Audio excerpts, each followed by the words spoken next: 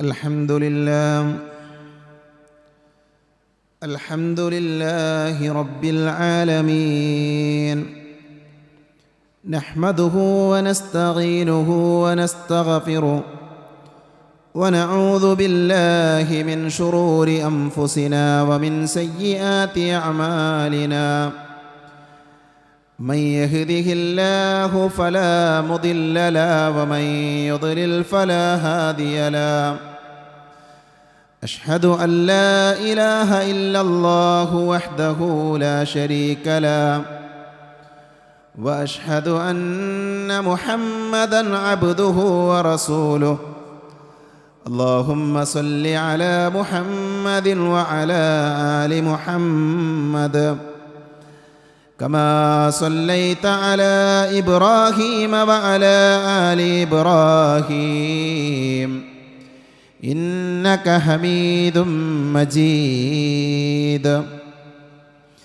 اللهم بارك على محمد وعلى آل محمد كما باركت على إبراهيم وعلى آل إبراهيم إنك حميد مجيد.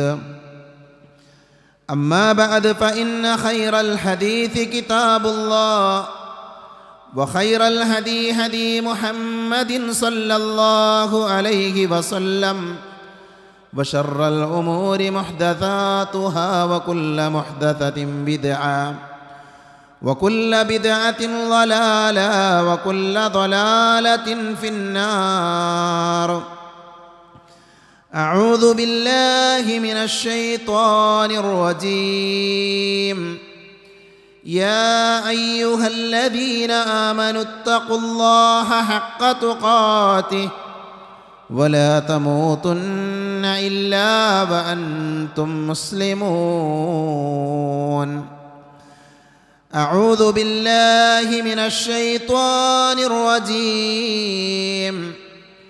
ولتكن منكم أمة يدعون إلى الخير ويأمرون بالمعروف وينهون عن المنكر وأولئك هم المفلحون. പരിശുദ്ധമായ അള്ളാഹുവിൻ്റെ ഭവനത്തിൽ ഒരുമിച്ച് ചേർന്ന സഹോദരങ്ങളെ, സഹോദരികളെ, സർവ്വലോക രക്ഷിതാവായ അള്ളാഹുവിനെ സൂക്ഷിക്കണേ എന്ന് എന്നെയും നിങ്ങളെയും വളരെയധികം സ്നേഹത്തോടുകൂടെ ഓർമ്മപ്പെടുത്തുകയാണ്, ഉപദേശിക്കുകയാണ്. പരിശുദ്ധ ഖുർആൻ പരിചയപ്പെടുത്തിയ വിജയികളുടെ അടയാളങ്ങളെക്കുറിച്ചാണ് കഴിഞ്ഞ 6 ഖുത്ബകളിലൂടെയും നമ്മൾ മനസ്സിലാക്കിയത്, ചർച്ച ചെയ്തത്. ഇന്നത്തെ ഖുത്ബയിലും വിശുദ്ധ ഖുർആനിലെ 3-ാം അധ്യായം സൂറത്തു ആലു ഇമ്രാനിലെ 104-ാമത്തെ ആയത്തിലൂടെ അല്ലാഹു സുബ്ഹാനഹു വ തആല പരിചയപ്പെടുത്തിയ വിജയികളായ ആളുകളുടെ മറ്റൊരടയാളത്തെക്കുറിച്ചാണ് നമ്മൾ സംസാരിക്കാൻ ആഗ്രഹിക്കുന്നത്.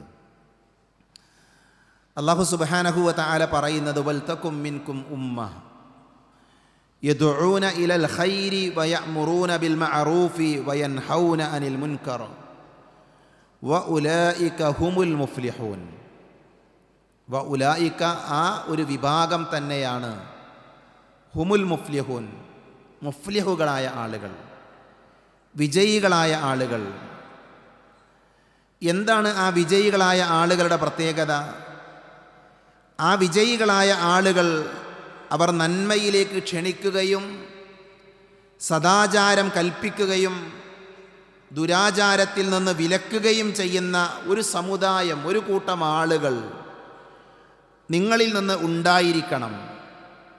നന്മ കൽപ്പിക്കുന്ന, തിന്മ വിരോധിക്കുന്ന ആളുകളാകുന്ന വിജയികൾ എന്നാണ് അല്ലാഹു സുബ്ഹാനഹു വ തആല നമ്മെ പരിചയപ്പെടുത്തുന്നത്. അപ്പോൾ വിജയിക്കുന്ന ആളുകളുടെ ഗുണമാണ് പരിശുദ്ധ ഇസ്ലാമിനെ മറ്റുള്ള ആളുകൾക്ക് പരിചയപ്പെടുത്തുക എന്നുള്ളത്. ഇസ്ലാമിൻ്റെ സന്ദേശങ്ങൾ നമ്മുടെ ചുറ്റുപാടിലുള്ള ആളുകൾക്ക് കൈമാറുന്ന ആളുകൾ വിജയികളാണ് എന്നാണ് ഖുർആൻ പറയുന്നത്. അപ്പോൾ ഈ ഖുതുബയുടെ ആമുഖമായിക്കൊണ്ട് തന്നെ എനിക്ക് എന്നോടും നിങ്ങളോടും ഓർമ്മപ്പെടുത്താനുള്ളത്, ഖുർആൻ വിജയം വരിക്കുന്ന ആളുകളാണ് എന്ന് പരിചയപ്പെടുത്തുന്ന ഒരു ഗുണമാണ് ഇസ്ലാമിക പ്രബോധനം. ആ ഇസ്ലാമിക പ്രബോധന മേഖലയിൽ നമ്മുടെ റോൾ എന്താണ്? നമ്മളെല്ലാവരും എന്താണ് ചെയ്യുന്നത്?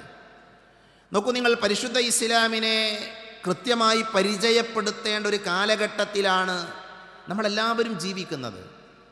ഇസ്ലാമിനെ തെറ്റിദ്ധരിപ്പിക്കാനും ഇസ്ലാമിനെ വികൃതമാക്കാനും പല ആളുകളും ഗൂഢമായി ശ്രമിച്ചുകൊണ്ടിരിക്കുന്ന ഒരു കാലഘട്ടമാണ് ഇന്നത്തെ കാലഘട്ടമെന്ന് നമ്മളാരും പറയേണ്ട ആവശ്യമില്ലാത്ത വിധം വ്യക്തമാണ്. ഏതു മേഖലയെടുത്തു നോക്കൂ നിങ്ങൾ, എല്ലാ മേഖലകളിലും ഇസ്ലാമിനെ എങ്ങനെയാണ് ആക്രമിക്കാൻ സാധിക്കുക, ഇസ്ലാമിനെ എങ്ങനെയാണ് ചെറുതാക്കാൻ സാധിക്കുക എന്ന് ആളുകൾ ഗവേഷണം നടത്തിക്കൊണ്ടിരിക്കുന്ന ഒരു കാലഘട്ടമാണിത്. അതുകൊണ്ട് തന്നെ ഈ കാലഘട്ടത്തിൽ ചെറിയവരെന്നോ വലിയവരെന്നോ സ്ത്രീകളെന്നോ വ്യത്യാസമില്ലാതെ മുസ്ലിങ്ങളായ എല്ലാ ആളുകളും അനിവാര്യമായും പ്രബോധകന്മാരായി മാറേണ്ട ഒരു കാലഘട്ടമാണ്. മനസ്സിലായില്ല? നമ്മളെല്ലാവരും പ്രബോധകന്മാരാകണമെന്ന് കാലഘട്ടം നമ്മോട് ആവശ്യപ്പെടുന്നുണ്ട്. മഹാന്മാരായ പണ്ഡിതന്മാർ നമ്മളെ ഓർമ്മപ്പെടുത്തിയൊരു വാചകം, ഇസ്ലാമിക പ്രബോധനമെന്ന് പറഞ്ഞാൽ എന്താണ് എന്ന് ചോദിക്കുന്ന ആളുകളുണ്ട്. ചില ആളുകളുടെയൊക്കെ ധാരണ ഇസ്ലാമിക പ്രബോധനമെന്ന് പറഞ്ഞാൽ സമൂഹത്തിൽ ദീന് പഠിച്ച, ദീൻ അറിയുന്ന ഏതെങ്കിലും മുസ്ലിയാക്കന്മാരുടെ അല്ലെങ്കിൽ മൗലവിമാരുടെയൊക്കെ മാത്രം ഉത്തരവാദിത്തമാണ് എന്നാണ് പല ആളുകളും വിചാരിച്ചിട്ടുള്ളത്. ദഅവത്തല്ലേ, ഇസ്ലാമിനെ പരിചയപ്പെടുത്തലല്ലേ, അതിന് നമ്മൾ ശമ്പളം കൊടുത്ത് നിർത്തുന്ന ആൾക്കാർ അവർ പറഞ്ഞോളുന്നതാണ്. എന്നാൽ ഇസ്ലാമിക ലോകത്തെ പണ്ഡിതന്മാർ പറഞ്ഞ വാചകം ഫദ്ദഅവതു ഇലല്ലാഹി വാജിബത്തുൻ. വാജിബ് എന്ന പദത്തിൻ്റെ അർത്ഥം എല്ലാവർക്കും അറിയാം, നിർബന്ധമെന്നാണ്. ഫദ്ദഅവതു ഇലല്ലാഹ്, അള്ളാഹുവിലേക്കുള്ള ക്ഷണം, അള്ളാഹുവിലേക്ക് ദഅവത്ത് നടത്തുക എന്നുള്ളത് വാജിബാണ്. അല കുല്ലി മുസ്ലിമിൻ വ മുസ്ലിമ, എല്ലാ മുസ്ലിമായ പുരുഷൻ്റെയും സ്ത്രീയുടെയും മേലെന്നാണ്. എല്ലാവരുടെയും നിർബന്ധമായ ബാധ്യതയാണ് ഇസ്ലാമിക പ്രബോധനം എന്നുള്ളത്. മുസ്ലിമാണ് എങ്കിൽ നീ എന്ത് ചെയ്യണം? ഇസ്ലാമിനെ മറ്റുള്ള ആളുകൾക്ക് എത്തിച്ചു കൊടുക്കണം. എന്നിട്ട് പണ്ഡിതന്മാർ ഒന്നുകൂടെ പറഞ്ഞു, എല്ലാവർക്കും ഒരേ കഴിവല്ല, എല്ലാവർക്കും വ്യത്യസ്തമായ കഴിവുകളാണ്. ഇസ്ലാമിക പ്രബോധനം എന്ന് പറഞ്ഞാൽ കേവലം ഒരു പ്രസംഗം മാത്രമോ കേവലം ഒരു എഴുത്തു മാത്രമോ ഒന്നുമല്ല. ഇസ്ലാമിക പ്രബോധനത്തിന് പല തലങ്ങളുണ്ട്, പല മേഖലകളുണ്ട്. അതുകൊണ്ട് തന്നെ എല്ലാ ആളുകളും ആരായിരിക്കണം? അവർ പ്രബോധകന്മാരായിരിക്കണം. ഏതുപോലെ അവർക്കെന്താണോ കഴിയുന്നത്, അവർക്കെന്താണോ പ്രബോധന മേഖലയിൽ ചെയ്യാൻ സാധിക്കുന്നത്, അവരുടെ ഖുദ്റത്തനുസരിച്ച്, അവരുടെ കഴിവനുസരിച്ച് എന്തായിരിക്കണം? അവർ പ്രബോധകന്മാരായിരിക്കണം. ചില ആളുകൾക്ക് നന്നായി സംസാരിക്കാൻ പറ്റും, അപ്പോൾ അവരവരുടെ പ്രബോധന മേഖലയായി തിരഞ്ഞെടുക്കേണ്ടത് സംസാരമാണ്. ചില ആളുകൾക്ക് എഴുതാൻ പറ്റും, അവരെഴുതണം. ചില ആളുകൾക്ക് സമ്പത്ത് വിനിയോഗിക്കാൻ പറ്റും, അവർ സമ്പത്ത് വിനിയോഗിക്കണം. ചില ആളുകൾക്ക് ടെക്നോളജി ഉപയോഗിക്കാൻ പറ്റും, ആ ടെക്നോളജി കൊണ്ട് ദഅവത്ത് നടത്തണം. എന്താണോ നമുക്കെല്ലാവർക്കും കഴിയുക എന്ന് നമ്മൾ സ്വയം പരിശോധിക്കണം. എന്നിട്ട് ആ മേഖലയിൽ നമ്മളൊരു പ്രബോധകനായി മാറുക എന്നുള്ളത് കാലഘട്ടം നമ്മോട് ആവശ്യപ്പെടുന്ന യാഥാർത്ഥ്യമാണ്. അതുകൊണ്ട് തന്നെ നമ്മൾ വിജയിക്കണോ? നമ്മൾ ആരാകണം? നമ്മൾ പ്രബോധകന്മാരാകണം. വിശുദ്ധ ഖുർആനിലെ സൂറത്തുൽ അസ്ർ എല്ലാവർക്കും അറിയാവുന്ന അധ്യായമാണ്. പലതവണ നമ്മൾ പാരായണം ചെയ്ത അധ്യായമാണ്. ആ അധ്യായത്തിൻ്റെ തുടക്കം എന്താണ്? വൽ അസ്ർ ഇന്നൽ ഇൻസാന ലഫീ ഖുസ്ർ. മനുഷ്യരെല്ലാവരും നഷ്ടത്തിലാണ് എന്നാണ്. കാലം തന്നെയാണ് സത്യം, മനുഷ്യരെല്ലാവരും നഷ്ടത്തിലാണ്, എല്ലാ മനുഷ്യന്മാരും നഷ്ടത്തിലാണ് എന്നാണ്. എന്നിട്ട് അല്ലാഹു സുബ്ഹാനഹു വ തആല ആ നഷ്ടത്തിൽ പെടാത്ത ആളുകളെ പറയാണ്. എങ്ങനെയാ പറഞ്ഞത്? ഇല്ലല്ലദീന ആമനു വ അമിലുസ് സ്വാലിഹാത്തി വതവാസൗ ബിൽ ഹഖി വതവാസൗ ബിസ് സബ്ർ. 4 വിശേഷണങ്ങളാണ് പറയുന്നത്. ആ 4 വിശേഷണങ്ങൾ ഇല്ലല്ലദീന ആമനു, വിശ്വസിച്ചവരൊഴികെ, വ അമിലുസ് സ്വാലിഹാത്തി, സൽക്കർമ്മങ്ങൾ പ്രവർത്തിച്ച ആളുകൾ, അവർ നഷ്ടത്തിലല്ല. വിശ്വാസമുണ്ടോ അവന് വിജയിക്കാം, സൽക്കർമ്മങ്ങൾ പ്രവർത്തിക്കുന്നുണ്ടോ അവന് വിജയിക്കാം. നമ്മളത് ചർച്ച ചെയ്ത് കഴിഞ്ഞു. എന്നിട്ട് പറഞ്ഞെന്താ? ഇല്ലല്ലദീന ആമനു വ അമിലുസ് സ്വാലിഹാത്തി വതവാസൗ ബിൽ ഹഖി വതവാസൗ ബിസ് സബ്ർ. സത്യം കൊണ്ട് പരസ്പരം ഉപദേശിക്കുക, അഥവാ ദഅവത്ത് നടത്തുക. അവരാരാണ്? അവർ നഷ്ടകാരികളല്ല. അതേപോലെ തന്നെ പ്രശ്നങ്ങളും പ്രതിസന്ധികളും ബുദ്ധിമുട്ടുകളൊക്കെ ഉണ്ടാകുമ്പോൾ ക്ഷമിക്കുക. പ്രബോധന മേഖലയിൽ പല പ്രശ്നങ്ങളുണ്ടാകും, അപ്പോൾ ക്ഷമിക്കുക. ഈ 4 ഗുണങ്ങളുള്ള ആളുകൾ അവരാരാണ്? അവർ നഷ്ടകാരികളല്ല എന്നാണ് ഖുർആൻ പറയുന്നത്. ദഅവത്ത് നടത്താത്തവൻ അവൻ നഷ്ടകാരിയാണ്, പ്രബോധകനാകാത്തവൻ അവൻ നഷ്ടകാരിയാണ് എന്നാണ് വിശുദ്ധ ഖുർആനിലെ ഈ ആയത്ത് നമ്മളെ പഠിപ്പിക്കുന്നത്. മഹാനായ ഇമാം സഅദി റഹ്മത്തുള്ളാഹി അലൈഹി ഈ ആയത്തിനെ വിശദീകരിച്ചുകൊണ്ട് പറഞ്ഞു, ഫബിൽ അംറൈനിൽ അവ്വലൈനി യുകമ്മിലുൽ അബ്ദു നഫ്സഹു. ഈ ആയത്തിൽ പറയുന്ന രണ്ട് കാര്യങ്ങൾ, ആദ്യം പറയുന്ന രണ്ട് കാര്യങ്ങൾ ഓരോ മനുഷ്യന്മാർ സ്വന്തത്തിന് വേണ്ടി പൂർത്തിയാക്കണം. അതെന്താ?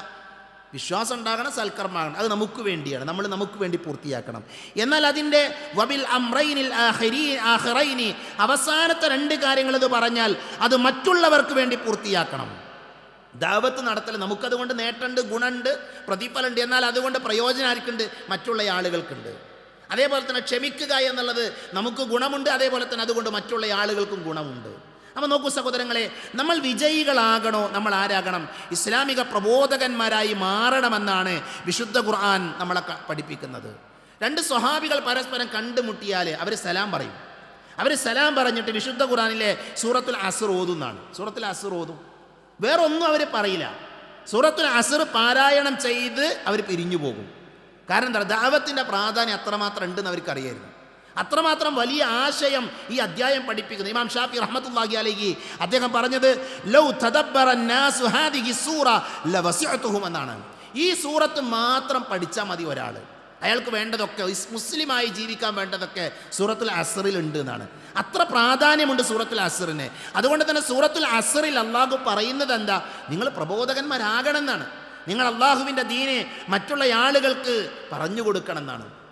നമ്മളൊക്കെ നിസ്കരിക്കുന്ന ആൾക്കാരാണ് അല്ലേ? കഴിവുണ്ടെങ്കിൽ ഹജ്ജ് ചെയ്യണമെന്ന് ആഗ്രഹിക്കുന്ന ആളുകളാണ്. അതേപോലെ തന്നെ സക്കാത്ത് നിർബന്ധമാണ് എന്ന് വിശ്വസിക്കുന്ന ആൾക്കാരാണ്. പ്രിയപ്പെട്ടവരെ, വിശുദ്ധ ഖുർആനിൽ അല്ലാഹു സുബ്ഹാനഹു വ തആല ഖുർആനിലെ സൂറത്തുൽ ഹജ്ജിലെ 41-ാമത്തെ ആയത്ത് നമ്മളൊക്കെ വായിക്കേണ്ട ആയത്താണ്. എന്താണ് ഈ ആയത്തിൽ അല്ലാഹു പറയുന്നത് അറിയോ? ഈ ആയത്തിൽ അല്ലാഹു നിസ്കരിക്കണം എന്ന് പറയുന്നുണ്ട്, സക്കാത്ത് കൊടുക്കണം എന്ന് പറയുന്നുണ്ട്, ഹജ്ജ് ചെയ്യണം എന്ന് പറയുന്നുണ്ട്. അതിൻ്റെ കൂടെ അല്ലാഹു പറഞ്ഞ കാര്യം എന്തറിയോ? നിങ്ങൾ ദഅവത്ത് നടത്തണം എന്നാണ്. നമസ്കാരം പോലെ, ഹജ്ജ് പോലെ, സക്കാത്ത് പോലെ വിശ്വാസികൾ ചെയ്യേണ്ട കാര്യമാണെന്ത്? നന്മ കൽപ്പിക്കലും തിന്മ വിരോധിക്കലും. അല്ലാഹു പറയാണ്. എന്താ അല്ലാഹു പറയുന്നത്? അല്ലദീന ഇൻ മക്കന്നാഹും ഫിൽ അർളി അഖാമുസ് സ്വലാത്ത വആതുസ് സക്കാ വഅമറൂ ബിൽ മഅറൂഫി വനഹൗ അനിൽ മുൻകർ. നോക്കൂ, നിങ്ങൾ എത്ര വ്യക്തമായിക്കൊണ്ടാണ് അല്ലാഹു പറയുന്നത്. ഭൂമിയിൽ നാം സ്വാധീനം നൽകിയാൽ നമസ്കാരം മുറ പോലെ നിർവഹിക്കുകയും സക്കാത്ത് നൽകുകയും സദാചാരം സ്വീകരിക്കാൻ കൽപ്പിക്കുകയും ദുരാചാരത്തെ വിലക്കുകയും ചെയ്യുന്നവരെത്ര? അവർ വിശ്വാസികളുടെ അടയാളാണത്. അവർ നിസ്കരിക്കുന്നവരാണ്, സക്കാത്ത് കൊടുക്കുന്നവരാണ്, ഹജ്ജ് ചെയ്യുന്നവരാണ്, നന്മ കൽപ്പിക്കുന്നവരാണ്, തിന്മ വിരോധിക്കുന്നവരാണ്. അപ്പം നമ്മൾ വിശ്വാസികളാണോ? നമ്മൾ ശ്രോതാക്കളായി മാത്രം മാറുന്ന അവസ്ഥ ഉണ്ട് അല്ലേ? വെള്ളിയാഴ്ച നമ്മൾ ഖുത്ബ കേൾക്കുന്നു, മറ്റുള്ള പ്രസംഗങ്ങൾ കേൾക്കുന്നു, നമ്മൾ വെറും ശ്രോതാക്കളാണ്. പ്രിയപ്പെട്ടവരെ, നമ്മളെല്ലാവരും ആരായി മാറണം? നമ്മളെല്ലാവരും ഇസ്ലാമിക ദഅവത്ത് നടത്തുന്ന ആളുകളാകണം. എങ്കിലേ നമ്മൾ വിജയികളാകും. അതാണ് ഞാൻ ആദ്യം ഓതി വച്ച ആയത്ത്. വൽതകും മിൻകും ഉമ്മ, നിങ്ങളിൽ നിന്നൊരു കൂട്ടം ആളുകൾ ഉണ്ടാകണം. എന്തിന്? നന്മ കൽപ്പിക്കുന്ന, തിന്മ വിരോധിക്കുന്ന ഒരു കൂട്ടം ആളുകൾ നിങ്ങളിൽ നിന്നുണ്ടാകണമെന്ന് അല്ലാഹു സുബ്ഹാനഹു വ തആല പഠിപ്പിക്കുക. ഇസ്ലാമിൽ യുദ്ധത്തിന് എത്രമാത്രം സ്ഥാനമുണ്ട് അല്ലേ? പ്രവാചകൻ സല്ലല്ലാഹു അലൈഹി വസല്ലമ യുദ്ധത്തിന് വിളിച്ചാൽ എല്ലാവരും പോകണം എന്നാണ്. എന്നാൽ ആ യുദ്ധത്തെക്കുറിച്ച് ഇസ്ലാം പഠിപ്പിക്കുന്ന സമയത്ത് അള്ളാഹു പറയുന്ന വാചകം എന്താ? നിങ്ങൾ എല്ലാവരും യുദ്ധത്തിന് പോകരുതെന്നാണ്. നിങ്ങളിൽ നിന്നൊരു കൂട്ടം ആളുകൾ മാറിയിരിക്കണം യുദ്ധത്തിന് പോകാതെ. എന്നിട്ട് അവർ ദീന് പഠിക്കണം, ദീന് ചർച്ച ചെയ്യണം, ദീനിൻ്റെ ആഴങ്ങളിലേക്ക് അവർ ഇറങ്ങിച്ചെല്ലണം. എന്നിട്ട് യുദ്ധം കഴിഞ്ഞ് വരുന്ന ആളുകൾക്ക് അവർ പഠിച്ച ദീൻ അവർ പറഞ്ഞു കൊടുക്കണം എന്നാണ്. നോക്കൂ, നിങ്ങൾ യുദ്ധത്തിന് പോലും ഒരു കൂട്ടം ആളുകൾ പോകാതെ മാറിയിരുന്ന് ദീന് മനസ്സിലാക്കുന്നത് എന്തിനാ? ഇസ്ലാമിക ദഅവത്തിന് വേണ്ടിയിട്ടാണ്, ഇസ്ലാമിക പ്രബോധനത്തിന് വേണ്ടിയിട്ടാണ്. വിശുദ്ധ ഖുർആനിലെ സൂറത്തു തൗബയിലെ 122-ാമത്തെ ആയത്തിൽ അല്ലാഹു സുബ്ഹാനഹു വ തആല അത് നമ്മളെ പഠിപ്പിക്കുന്നുണ്ട്. മുഹമ്മദ് നബി സല്ലല്ലാഹു അലൈഹി വസല്ലം അല്ലാഹു പറഞ്ഞെന്താ? മുഹമ്മദ് നബിയോട് അല്ലാഹു പറയാ, ഖുൽ ഹാദിഹി സബീലി അദ്ഉ ഇലല്ലാഹി അലാ ബസീറത്തിൻ അന വമൻ ഇത്തബഅനി വസുബ്ഹാനല്ലാഹി വമാ അന മിനൽ മുശ്രിക്കീൻ. വിശുദ്ധ ഖുർആനിലെ 12-ാം അധ്യായം സൂറത്ത് യൂസുഫിലെ 108-ാമത്തെ ആയത്താണ്. എന്താ അല്ലാഹു പറയുന്നത്? നബിയെ, നിങ്ങൾ പറയണം, ഇതാണ് എൻ്റെ മാർഗം. ഖുൽ, നബിയെ പറയണം, ഹാദിഹി സബീലി, ഇതാണ് എൻ്റെ മാർഗം. എന്താണ് മാർഗം? അദ്ഉ ഇലല്ലാഹി അലാ ബസീറത്തിൻ അന വമൻ ഇത്തബഅനി. ദൃഢബോധ്യത്തോടുകൂടെ അള്ളാഹുവിലേക്ക് ഞാൻ ക്ഷണിക്കുന്നു, ഞാനും എന്നെ പിൻപറ്റിയവരും. നബിൻ്റെ പണി എന്താ? ദഅവത്താണ്. നബി വന്നതെന്തിനാ? ദഅവത്ത് നടത്താൻ വേണ്ടിയാണ്. മനസ്സിലായോ? അപ്പോൾ പ്രവാചകൻ സല്ലല്ലാഹു അലൈഹി വസല്ലമ നമ്മളെ ഏൽപ്പിച്ച ഉത്തരവാദിത്തമാണ് ഇസ്ലാമിനെ ബാക്കിയുള്ള ആളുകളിലേക്ക് എത്തിക്കുക എന്നുള്ളത്. നോക്കൂ, നമ്മൾ കേട്ട ആയത്തുകളിൽ നിന്ന്, ഹദീത്തുകളിൽ നിന്ന് നമുക്കൊക്കെ പഠിക്കാനുള്ള ഏറ്റവും വലിയ പാഠം എന്താ? നമ്മളെല്ലാവരും ദായിമാരാകണം, പ്രബോധകന്മാരാകണം. നമ്മളെല്ലാവരും ദഅവത്ത് നടത്തുന്ന ആൾക്കാരാകണം. ഇതാണ് ഇസ്ലാം നമ്മോട് ആവശ്യപ്പെടുന്നത്. നബി സല്ലല്ലാഹു അലൈഹി വസല്ലം പറയാ ബല്ലിഗു അന്നി വലൗ ആയ. എത്ര ചെറിയ ഹദീത്താണ്, പക്ഷെ അതിൻ്റെ ആശയം വലുതാണ്. ബല്ലിഗു അന്നി വലൗ ആയ. നിങ്ങൾ എന്നിൽ നിന്നൊരു ആയത്താണ് കേട്ടത് എങ്കിൽ ആ ആയത്ത് നിങ്ങൾ മറ്റുള്ള ആളുകൾക്ക് എത്തിക്കണം എന്നാണ്, മറ്റുള്ള ആളുകൾക്ക് അത് എത്തിച്ചു കൊടുക്കണമെന്നാണ് അള്ളാഹുവിൻ്റെ റസൂൽ സല്ലല്ലാഹു അലൈഹി വസല്ലമ പറയുന്നത്. ഹജ്ജത്തുൽ വിദാഇനെ കുറിച്ച് അറിയാത്ത ആരാ നമ്മുടെ കൂട്ടത്തിലുള്ളത്? നബി സല്ലല്ലാഹു അലൈഹി വസല്ലം അറഫയിൽ വെച്ച് നിർവഹിച്ച അവസാനത്തെ പ്രസംഗം, നബി സല്ലല്ലാഹു അലൈഹി വസല്ലമയോട് ചോദ്യം, അലാ ഹൽ ബല്ലഗ്തു, ഞാൻ നിങ്ങൾക്ക് ഈ ദീൻ എത്തിച്ചു തന്നില്ലേ, ഞാൻ ഈ നിങ്ങൾക്ക് ദീന് അറിയിച്ചു തന്നില്ലേ? സ്വഹാബികൾ പറഞ്ഞു, ബലാ യാ റസൂലല്ലാ, നഅം യാ റസൂൽ നബിയെ, നിങ്ങൾ ദീൻ ഞങ്ങൾക്ക് എത്തിച്ചിട്ടുണ്ട്. അവിടുന്ന് നബി പറഞ്ഞത്, അങ്ങനെയാണെങ്കിൽ ഫൽയുബല്ലിഗി ഷാഹിദുൽ ഗായിബ്, ഇവിടെ ഹാജറുള്ളവൻ ഹാജറില്ലാത്തവൻ ഈ സന്ദേശം എത്തിക്കണം. ഇത് നബി ഏൽപ്പിച്ച പണിയാ. പരിശുദ്ധമായ അറഫയിൽ വെച്ച് നബി പറയാ, ഇവിടെ ഹാജറുള്ളവൻ ഹാജറില്ലാത്തവന് ഈ സന്ദേശം കൈമാറണം. ഈ ഹദീത്തിന്റെ പ്രവാചകന്റെ ഈ വാചകത്തിന്റെ വ്യാപ്തി മനസ്സിലാക്കണമെങ്കിൽ മദീനയെ കുറിച്ച് പഠിച്ചാൽ മതി. മദീനയിൽ നബിയുടെ കൂടെ എത്ര സ്വഹാബികൾ ഉണ്ടായിരുന്നു? പ്രവാചകന്റെ കൂടെ ഒരുപാട് സ്വഹാബികൾ ഉണ്ടായിരുന്നു. പല നാടുകളിൽ നിന്നും സ്വഹാബികൾ വന്ന് മദീനയിൽ താമസിച്ചിട്ടുണ്ട്. എന്നാൽ സഹോദരങ്ങളെ, മദീനയിൽ എത്ര സ്വഹാബികളുടെ ഖബറുണ്ട്? മദീനയിലുള്ള സ്വഹാബികളുടെ ഖബറിന്റെ എണ്ണം വളരെ കുറവാണ്. എന്തുകൊണ്ടാണ് മദീനയിൽ സ്വഹാബികളുടെ ഖബറിന്റെ എണ്ണം കുറഞ്ഞെന്നറിയോ? അവർ പ്രവാചകന്റെ ഈ വാചകം കേട്ടവരാണ്. ചില ചരിത്രങ്ങളിലൊക്കെ പറയുന്നത്, നബി സല്ലല്ലാഹു അലൈഹി വസല്ലമ ഇവിടെ ഹാജറുള്ളവൻ ഹാജറില്ലാത്തവൻ ഇത് എത്തിക്കട്ടെ എന്ന് പറഞ്ഞപ്പോൾ കുതിരപ്പുറത്ത് എങ്ങോട്ടാണോ തൻ്റെ കുതിര തിരിഞ്ഞു നിൽക്കുന്നത് ആ പ്രദേശത്തേക്ക് പോയി അവിടെ പോയി സ്വഹാബികൾ ദഅവത്ത് നടത്തിയതാണ്. അങ്ങനെയാണ് അവരതിനെ കണ്ടത്. അപ്പം നമ്മൾ എന്ത് ചെയ്യണം? നമ്മൾ ഇതിൻ്റെ ഗൗരവം നമ്മളെല്ലാവരും മനസ്സിലാക്കണം. നോക്കൂ നിങ്ങൾ, താബിയങ്ങളുടെ കൂട്ടത്തിൽപ്പെട്ട പ്രമുഖനായ വ്യക്തിയാണ് ഉഖബത്ത് ബിൻ നാഫി എന്ന് പറയുന്ന ആൾ. താബി പണ്ഡിതനാണ് അദ്ദേഹം, സ്വഹാബികളുടെ ശേഷമുള്ള താബിയാണ് അദ്ദേഹം. അദ്ദേഹം ഇങ്ങനെ ഒരു യാത്ര ചെയ്തൊരു കടലിൻ്റെ മുന്നിലെത്തി. ആ കടലിൻ്റെ മുന്നിൽ വെച്ചുകൊണ്ട് അദ്ദേഹം പറഞ്ഞൊരു വാചകം തരിയോ, ലൗ കുൻതു അലമു അൻ വറാഅ ഹാദൽ ബഹർ, ഈ കടലിൻ്റെ, അല്ലയോ കടലെ, ഈ കടലിൻ്റെ മറുകരയിൽ ഒരു നാടുണ്ട് എന്ന് ഞാൻ അറിഞ്ഞിരുന്നെങ്കിൽ, ഈ കടലിൻ്റെ അപ്പുറത്ത് ഒരു നാടുണ്ട്, അവിടെ നാട്ടുകാരുണ്ട് എന്ന് ഞാൻ അറിഞ്ഞിരുന്നുവെങ്കിൽ ഈ കടലിനെ മുറിച്ച് കടന്ന് ഞാൻ അവിടെ വരുമായിരുന്നു, എന്നിട്ട് എൻ്റെ മതം ഞാൻ പറയുമായിരുന്നു എന്നാണ്. മനസ്സിലായോ?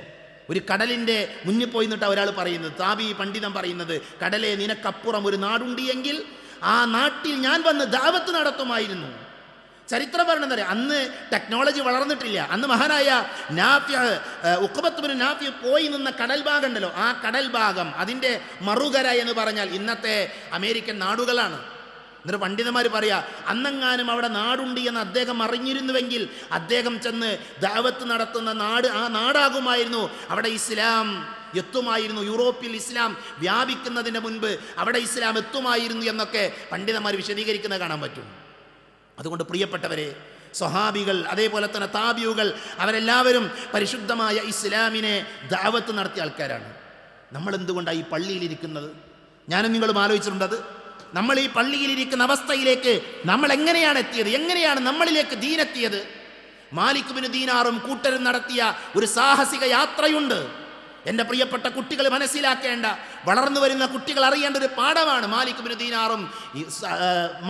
ദീനാറും അദ്ദേഹത്തിൻ്റെ കൂടെ ഉണ്ടായിരുന്ന ആളുകൾ നടത്തിയ ഒരു സാഹസികമായ യാത്ര. അവർ കടലിലൂടെ കേരളത്തെ ലക്ഷ്യമാക്കി യാത്ര നടത്തുകയാണ്. അന്നത്തെ കപ്പലിലുള്ള സൗകര്യം എന്താ? നല്ല തണുപ്പുള്ള രാത്രികളിൽ അവർക്ക് പുതക്കാൻ നല്ല പുതപ്പുണ്ടായിരുന്നില്ല, ദിശ അറിയാനുള്ള സംവിധാനങ്ങൾ ഉണ്ടായിരുന്നില്ല, ഇന്നത്തെ പോലെയുള്ള ലൈറ്റ് ഹൗസുകൾ ഉണ്ടായിരുന്നില്ല. മാലിക് ബിൻ ദീനാറും കൂട്ടരും ആ കടലിലൂടെ പ്രയാസങ്ങൾ അനുഭവിച്ച് അവർ യാത്ര ചെയ്ത് കേരളക്കരയിൽ വന്ന് പരിശുദ്ധ ഇസ്ലാമിനെ പരിചയപ്പെടുത്തി. അങ്ങനെയാ നമ്മളിലേക്ക് ദീനെത്തിയത്. അങ്ങനെയാ ഞാനും നിങ്ങളും മുസ്ലിങ്ങളായി മാറിയത്. അതുകൊണ്ട് തന്നെ പ്രയാസങ്ങൾ അനുഭവിച്ച്, ബുദ്ധിമുട്ടുകൾ അനുഭവിച്ചുകൊണ്ട് പല ആളുകളും ഇസ്ലാമിലേക്ക് വന്നു. നമ്മളൊക്കെ മുസ്ലിങ്ങളായി, നമ്മൾ അള്ളാഹുവിൻ്റെ അനുഗ്രഹത്താൽ മുസ്ലിങ്ങളായിട്ട് ജീവിക്കണം. ഞാൻ പറയാൻ പോകുന്ന 2 ഉദാഹരണങ്ങൾ എൻ്റെ പ്രിയപ്പെട്ട വിദ്യാർത്ഥികൾ ശ്രദ്ധിക്കണം, രക്ഷിതാക്കളും ശ്രദ്ധിക്കണം. ഞാൻ ഈ സംസാരിക്കുന്നത് പല വിദ്യാഭ്യാസ സ്ഥാപനങ്ങളുടെയും നടുവിൽ നിന്നുകൊണ്ടാണ് എന്ന ബോധ്യം എനിക്കുണ്ട്, അല്ലേ? ഇവിടെ പ്രിയപ്പെട്ട വിദ്യാർത്ഥികൾ, ഈ സമീപത്തുള്ള വിദ്യാഭ്യാസ സ്ഥാപനങ്ങളിലെ വിദ്യാർത്ഥികൾ ഈ പള്ളിയിൽ ഖുത്ബ കേൾക്കുന്നവരാണ്. അവർ യൂണിഫോം ഇട്ട് വന്ന ആൾക്കാരാണ്, അവർ സ്കൂളിലേക്ക് വന്ന ആളുകളാണ്. അള്ളാഹു അവർക്ക് ബർക്കത്ത് ചൊരിയുമാറാകട്ടെ. പ്രിയപ്പെട്ടവരെ, ആ കുട്ടികൾ നമ്മുടെ പള്ളിയിലേക്ക് വന്നു. പക്ഷേ ഈ ഇത്ര കുട്ടികൾ മാത്രമാണോ നമ്മുടെയൊക്കെ സ്കൂളുകളിലുള്ളത്? ഇവിടെ വേറെയും പള്ളിയുണ്ട് എന്ന് എനിക്കറിയാം, അല്ലേ? വേറെയും പള്ളിയുണ്ട്. ആ പള്ളിയിൽ പോകുന്ന കുട്ടികളുണ്ട്, അതേപോലെ നമ്മുടെ ഈ പള്ളിയിൽ വന്ന കുട്ടികളുണ്ട്. ഈ രണ്ട് പള്ളിയിലും പോകുന്ന കുട്ടികൾ മാത്രമാണോ മുസ്ലിങ്ങളായി നമ്മുടെ സ്ഥാപനങ്ങളിൽ പഠിക്കുന്നത്? അല്ല എന്നുള്ള കാര്യം യാഥാർത്ഥ്യമാണ്. ഞാനിത് പറയുമ്പോൾ എൻ്റെ പ്രിയപ്പെട്ട കുട്ടികൾക്കറിയാം, മുസ്ലിങ്ങളായ കുട്ടികൾ പള്ളിയിൽ വരാതെ ക്ലാസ് റൂമിൽ ഇരിക്കുന്ന, ഒഴിവ് സമയം സ്കൂളിൽ തന്നെ ചെലവഴിക്കുന്ന എത്രയോ മുസ്ലിം കുട്ടികളുണ്ട്. ഇവിടെ വന്ന കുട്ടികൾ ഭാഗ്യവാന്മാരാണ്. അവർ ദീനിനെ ഇഷ്ടപ്പെടുന്ന ആൾക്കാരാണ്. അവരുടെ ഉമ്മയും ബാപ്പയും ദീനനുസരിച്ച് ജീവിക്കുന്ന ആളുകളാണ് എന്നതിൻ്റെ അടയാളമാണ് അവർ ഈ പള്ളിയിൽ വന്നത്. അതുകൊണ്ടാണ് ഞാൻ അവർക്ക് വേണ്ടി ബറക്കത്തിന് വേണ്ടി ദുആ ചെയ്തത്. പക്ഷേ രക്ഷിതാക്കൾ തിരിച്ചറിയണം, എന്തു പറ്റി നമ്മുടെ കുട്ടികൾക്ക്? ജുമാക്ക് പോലും പള്ളിയിൽ വരാൻ കഴിയാത്ത, അതിനുപോലും മെനക്കെടാത്ത എത്രയോ കുട്ടികൾ നമ്മുടെ സ്കൂളുകളിൽ ഉണ്ട്, നമ്മുടെ സ്ഥാപനങ്ങളിലുണ്ട്. ആരാണ് അവരെ പള്ളിയിലേക്ക് വിളിക്കേണ്ടത്? ആരാണ് അവരെ പള്ളിയിലേക്ക് കൊണ്ടുവരേണ്ടത്? അതുകൊണ്ട് പ്രിയപ്പെട്ട കുട്ടികളെ, നിങ്ങൾക്കൊരു ദൗത്യമുണ്ട്. നിങ്ങൾ പ്രബോധകരാകണം. നിങ്ങൾ ഇസ്ലാമിനെ മറ്റുള്ള ആളുകൾക്ക് പറഞ്ഞു കൊടുക്കുന്ന ആളുകളാണ്. ഒരു മുസ്ലിമിൻ്റെ മേൽ നിർബന്ധമായ കാര്യമാണ് ജുമാക്ക് പങ്കെടുക്കുക എന്നുള്ളത്. ഒരു വലിയ ദൗത്യം നിങ്ങൾക്ക് നിർവഹിക്കാനുണ്ട്. എന്താ ദൗത്യം എന്നറിയോ? പള്ളിയിൽ പോരാത്ത കുട്ടികളെ നിങ്ങൾ നോട്ട് ചെയ്യണം, അവരോട് നിങ്ങൾ പറയണം പള്ളിയിൽ പോകണമെന്ന്. നിങ്ങളുടെ ബാധ്യത കഴിഞ്ഞു, നിങ്ങളുടെ ബാധ്യത കഴിഞ്ഞു.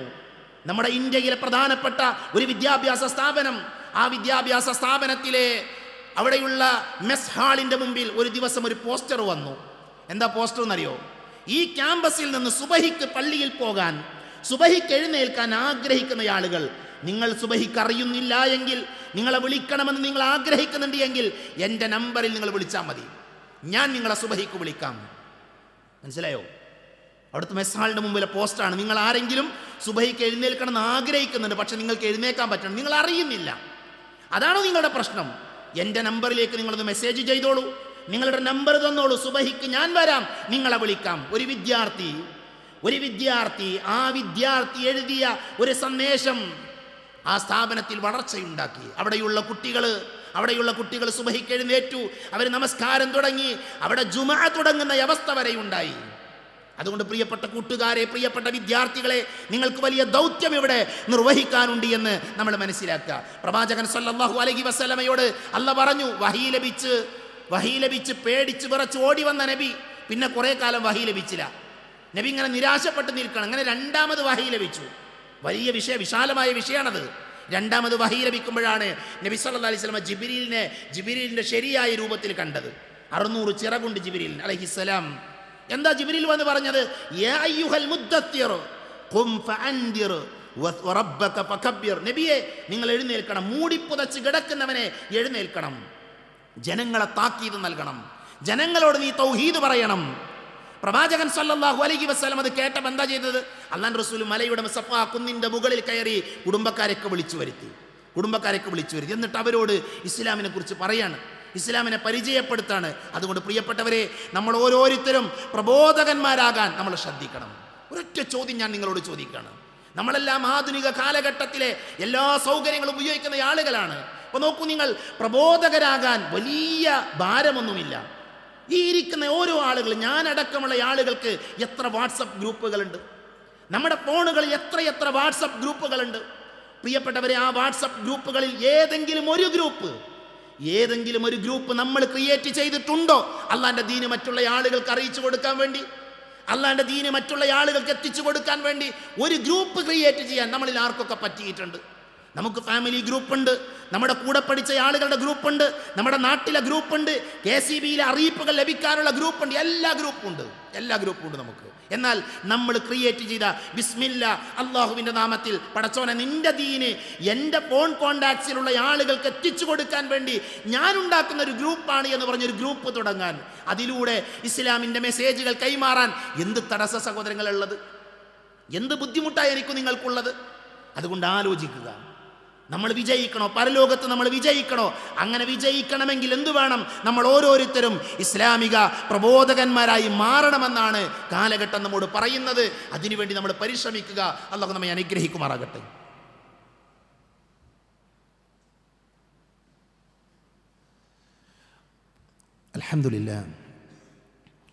അൽഹംദുലില്ലാഹില്ലദീ അല്ലമ ബിൽ ഖലം അല്ലമൽ ഇൻസാന മാ ലം യഅലം വസ്സലാത്തു വസ്സലാമു അലാ അഷ്റഫുൽ മുർസലീൻ വഅലാ ആലിഹി വഅസ്ഹാബിഹി അജ്മഈൻ അമ്മാ ബഅദ്.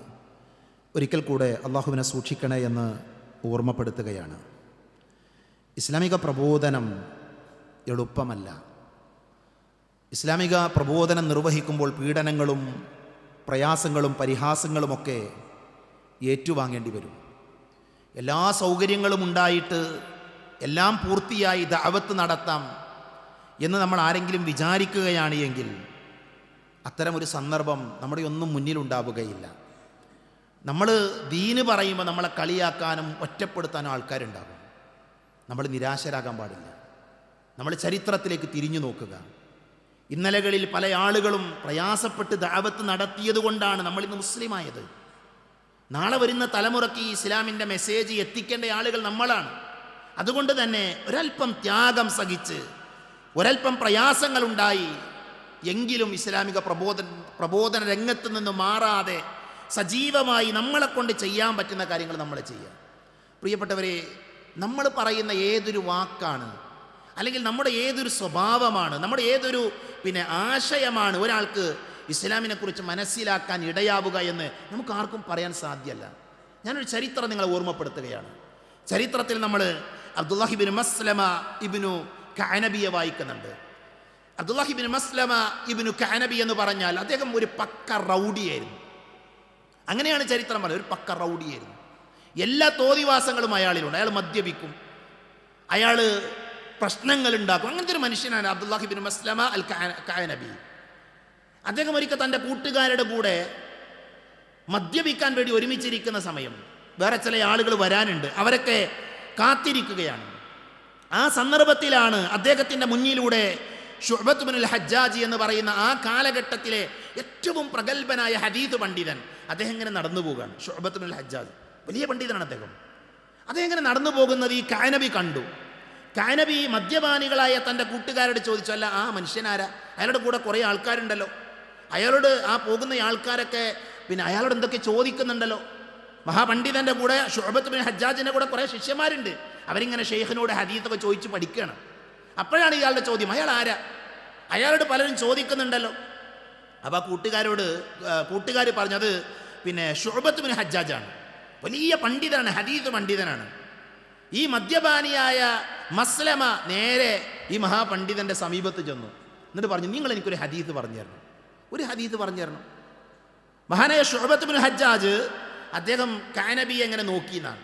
കഅനബി മോശമായ വസ്ത്രമാണ്, മദ്യം മണക്കണുണ്ട്.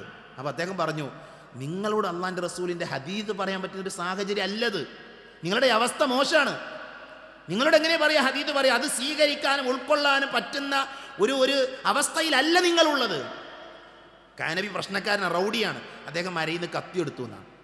എന്നിട്ട് ശോഭയുടെ കഴുത്തിന് പിടിച്ചു, വസ്ത്രത്തിന് പിടിച്ചു, കത്തി ഓങ്ങിയിട്ട് പറഞ്ഞു, ഒരു ഹദീസ് പറഞ്ഞില്ലേ ശരിയാക്കും, ഒരു ഹദീസ് പറഞ്ഞിട്ടില്ലെങ്കിൽ ശരിയാക്കും. ആ സമയത്ത് മഹാനായ ആ പണ്ഡിതൻ ഒരു ഹദീസ് ഉദ്ധരിച്ചു. ഏതാ ഹദീസ് എന്നറിയോ? അദ്ദേഹം പറഞ്ഞു, ഇദാ ലം തസ്തഹി ഫസ്ന മാ ശിഅത.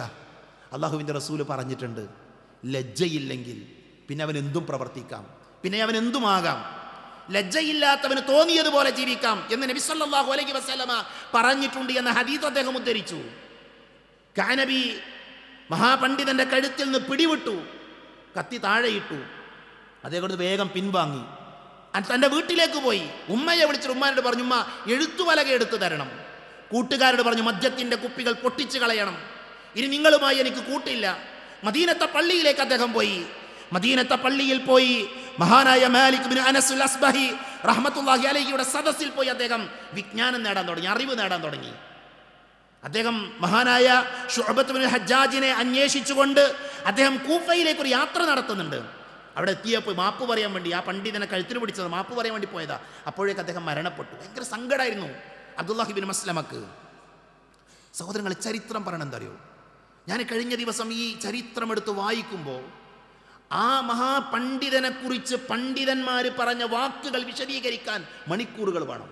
ഒരു മദ്യപാനിയായിരുന്ന റൗഡിയായിരുന്ന മനുഷ്യൻ ഒരൊറ്റ ഹദീസ് കൊണ്ട് ഏറ്റവും വലിയ പണ്ഡിതനായി മാറി. ഇമാം മാലിക്കിൻ്റെ മുവത്ത അദ്ദേഹം മനഃപ്പാടമാക്കി. ഇമാം മാലിക്കിൻ്റെ മുവത്തയിലെ ഏറ്റവും നല്ല റാവി ആരാണ് എന്ന് ചോദിച്ചാൽ ഇസ്ലാമിക ലോകത്തെ പണ്ഡിതന്മാർ ഇദ്ദേഹത്തിൻ്റെ പേര് പറയും. അബൂ ഹാത്തിം റാസിയെ പോലെയുള്ള പണ്ഡിതന്മാർ ഇദ്ദേഹത്തെ മദ്ഹ് പറഞ്ഞത് എത്രയാണെന്നറിയോ? നോക്കൂ, നിങ്ങളൊരു വാചകമാണ് അദ്ദേഹത്തിൻ്റെ ജീവിതത്തിൽ മാറ്റം ഉണ്ടാക്കിയത്. അദ്ദേഹം ഇസ്ലാമിക ലോകത്ത് ആരാലും തള്ളിക്കളയാൻ പറ്റാത്ത അത്ര വലിയൊരു സ്ഥാനത്തേക്ക് അദ്ദേഹം ഉയർന്നു. അതുകൊണ്ട് തന്നെ നമ്മൾ എന്ത് ചെയ്യുക? നമ്മുടെ ദൗത്യം നമ്മൾ നിർവഹിക്കുക. നമ്മുടെ കൂട്ടുകാരെ, നമ്മുടെ വീട്ടുകാരെയൊക്കെ നമ്മൾ പള്ളിയിലേക്ക് ക്ഷണിക്കുക. ഇവിടെയുള്ള പുരുഷന്മാർ ആലോചിക്കണം, നിങ്ങളുടെ ഭാര്യമാരെവിടെയാണ്? അവർ പള്ളിയിലേക്ക് വരണം, അവർ ജുമാക്ക് വരണം, അവർ കേൾക്കണം. അതേപോലെ തന്നെ സ്ത്രീകൾ ആലോചിക്കണം, ഭർത്താക്കന്മാരെവിടെയാണ്? പള്ളിയുള്ള സ്ഥലത്ത് പള്ളിയിൽ പോയി നമസ്കരിക്കുന്ന ശീലം ഉണ്ടാക്കണം. ഇസ്ലാമിനെ കുറിച്ച് പഠിക്കാനും കേൾക്കാനും നമ്മുടെ വീട്ടിൽ സമയമുണ്ടാകണം. ബാപ്പയും മക്കളും ഉമ്മയും അതേപോലെ തന്നെ വീട്ടിലുള്ളവരൊക്കെ ഒരുമിച്ചിരുന്ന് ഇസ്ലാമിനെ പഠിക്കുന്ന, മനസ്സിലാക്കുന്ന സദസ്സുകൾ ഒരുക്കാൻ. അതിലൂടെയാണ് നമുക്ക് വിജയം ഉണ്ടാകുക, അതിലൂടെയാണ് നമുക്ക് സമാധാനം ഉണ്ടാകുക, അതിലൂടെ മാത്രമാണ് പരലോകത്ത് നമ്മൾ വിജയിക്കുക. അല്ലാഹു സുബ്ഹാനഹു വ തആല അത്തരത്തിലുള്ള സൗഭാഗ്യവാന്മാരുടെ കൂട്ടത്തിൽ എന്നെയും നിങ്ങളെയും ഉൾപ്പെടുത്തി അനുഗ്രഹിക്കുമാറാകട്ടെ. അറിഞ്ഞുമറിയാതെയും നമ്മുടെ ജീവിതത്തിൽ സംഭവിച്ചു പോയ ചെറുതും വലുതുമായ എല്ലാ തെറ്റുകുറ്റങ്ങളും അല്ലാഹു പുറത്തു മാപ്പാക്കി തരുമാറാകട്ടെ. രോഗം കൊണ്ട് ബുദ്ധിമുട്ടുന്ന ധാരാളം ആളുകളുണ്ട്, അല്ലാഹു അവർക്ക് ശിഫ നൽകുമാറാകട്ടെ. മരണപ്പെട്ടു പോയവർക്ക് അല്ലാഹു മഗ്ഫിറത്ത് നൽകി അനുഗ്രഹിക്കുമാറാകട്ടെ. ജോലിയില്ലാതെ പ്രയാസപ്പെടുന്ന സഹോദരങ്ങളുണ്ട്, അല്ലാഹു അവർക്ക് നല്ല ജോലി നൽകി അവരെ അനുഗ്രഹിക്കുമാറാകട്ടെ. ജയിലുകളിൽ നിരപരാധികളായി കഴിയുന്ന ധാരാളം മനുഷ്യന്മാരുണ്ട്, അല്ലാഹു അവർക്ക് മോചനം നൽകുമാറാകട്ടെ. ലോകത്തിൻ്റെ പല ഭാഗങ്ങളിൽ പീഡനങ്ങൾ അനുഭവിക്കുന്ന നമ്മുടെ സഹോദരങ്ങളുണ്ട്, അല്ലാഹു അവർക്ക് എല്ലാവിധത്തിലുള്ള ഖൈറുകളും ബറക്കത്തുകളും നൽകുമാറാകട്ടെ. അവരുടെ പ്രയാസങ്ങൾ അല്ലാഹു തീർത്തു കൊടുക്കുമാറാകട്ടെ. اللهم اغفر للمؤمنين والمؤمنات والمسلمين والمسلمات الأحياء منهم والأموات. اللهم أجرنا من النار، اللهم أجرنا من النار، اللهم أجرنا من النار. ربنا آتنا في الدنيا حسنة وفي الآخرة حسنة وقنا عذاب النار.